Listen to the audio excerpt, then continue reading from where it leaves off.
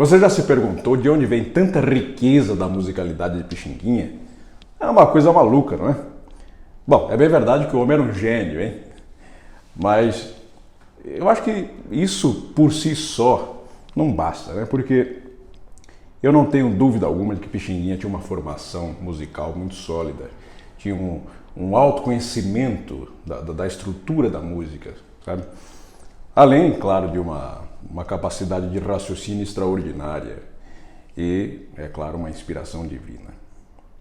Isso torna Pixinguinha um dos maiores músicos do mundo, fundamental para a música brasileira. É impossível você imaginar a música brasileira sem Pixinguinha. Ele foi o sujeito definitivo para a criação do choro, do samba, da música brasileira, afinal, né? E a música brasileira, por sua vez, tem influências diretas do que há de mais rico e mais belo no que diz respeito a elementos musicais, né, da música do mundo.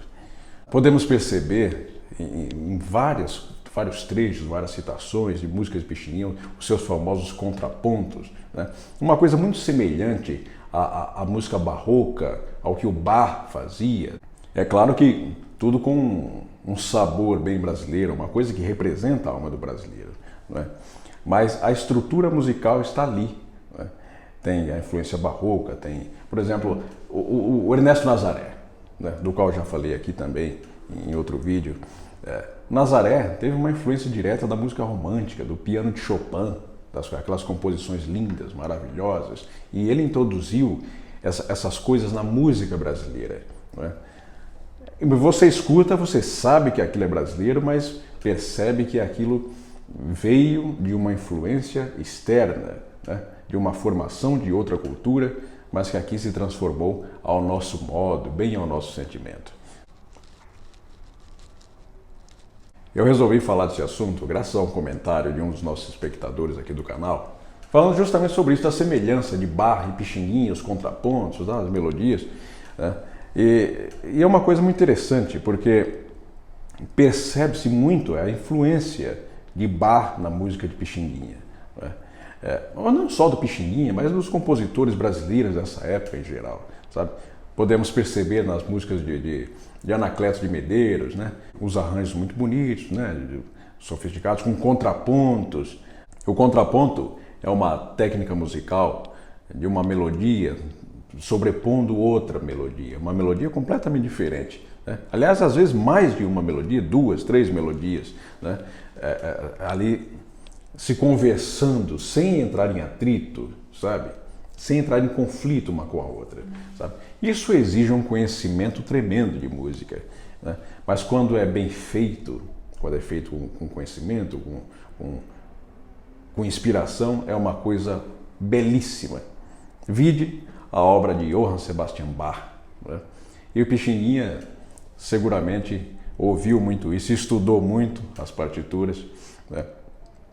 Agora, tem uma coisa muito interessante, que o Pixinguinha ele fazia isso,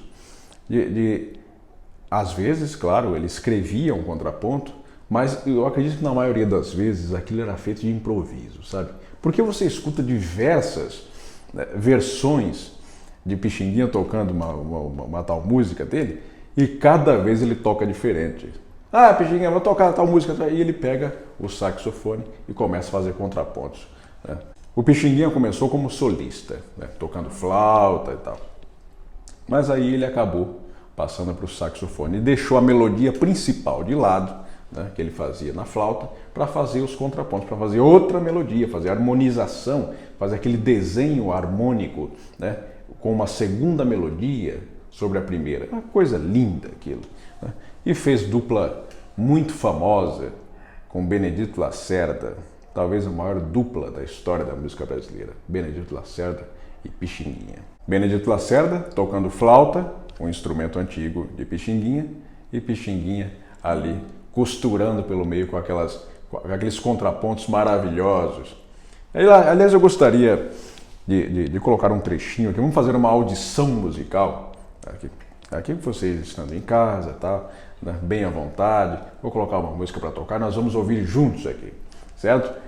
Olha, escute esse choro tocado por Pixinguinha e Benedito Lacerda. O Lacerda fazendo a melodia principal e o Pixinguinha fazendo o contraponto. Isso é uma coisa maluca. Olha só, choro Serpentina, de Nelson Alves.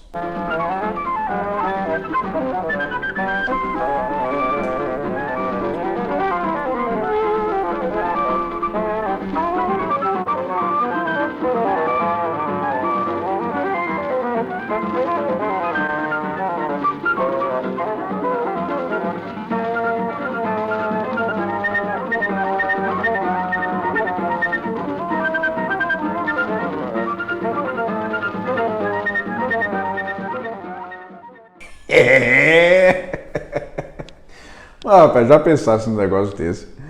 O Pixinguinha fazia coisas impressionantes. Como é que você...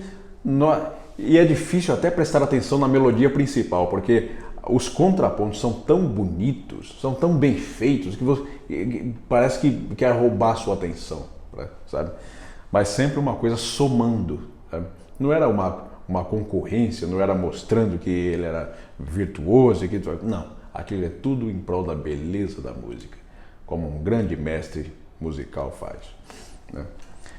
Bom, tem um choro de Raul Silva chamado Juriti.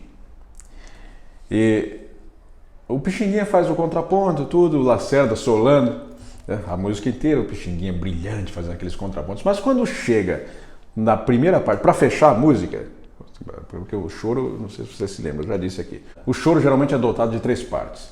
Costumeiramente, tocamos a parte A, né, 2 vezes, parte B 2 vezes, aí voltamos para A, ou seja, a primeira parte. Vamos para a terceira parte, que é a parte C, 2 vezes, e aí voltamos para o A e encerramos a música. Isso é assim, certo? E aí tudo bem. Aí na volta da terceira parte, da segunda vez da terceira parte, para voltar para o A para encerrar a música, o Benedito Lacerda deixou um solo de saxofone tenor para o Pixinguinha, né? Tirou a flauta de lado e deixou o homem se virar lá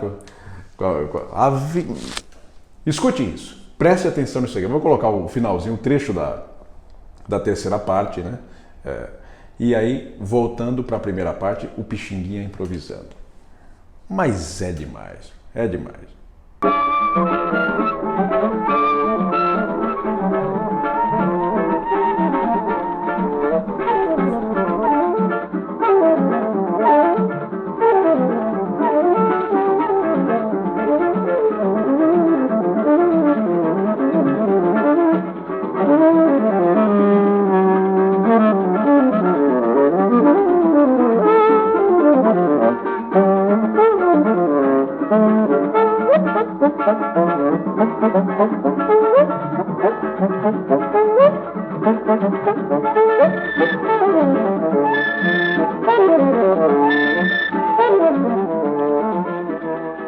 Percebeu aí? O Benedito Lacerda deixou um espaço em aberto para o Pixinguinha improvisar em cima daquela harmonia. E depois ele retoma do meio da parte em diante e encerra. Mas que coisa linda, né? Então, meus amigos, esta é a riqueza da música brasileira, não é?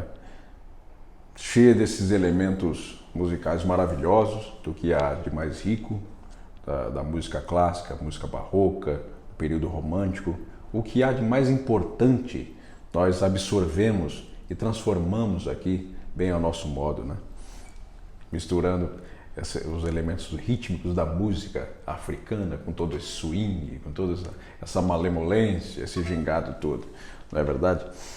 Agora, para encerrar esta sessão da apreciação musical, eu quero colocar um trecho de uma música do Bach, tocada pelos Índios Tabajaras, né? E veja, repare se não fica muito parecido em determinado momento, principalmente no violão de acompanhamento, que justamente faz os contrapontos, né, que é a parte mais grave. O violão que está fazendo a melodia principal está fazendo a parte mais aguda, mais fina, da melodia mais alta, né? E o violão complementando com os contrapontos, fazendo o acompanhamento, né? O outro violão, né?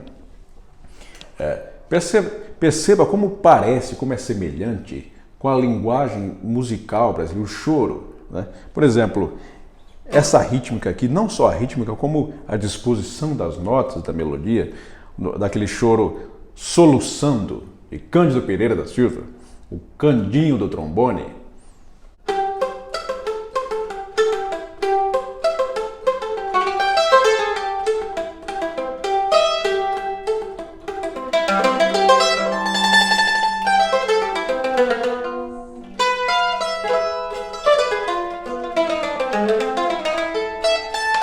Certo? Então é esse trechinho aqui, ó.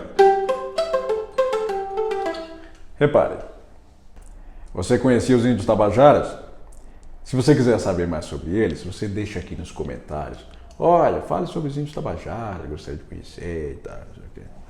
Tá bem? De qualquer forma, eu vou fazer mesmo assim. Vou fazer o vídeo e vou postar aqui. Olha, muito obrigado pela companhia, por sua audiência. Inscreva-se aqui neste canal. Deixe seu like e compartilhe esse vídeo para que divulguemos o melhor da música brasileira.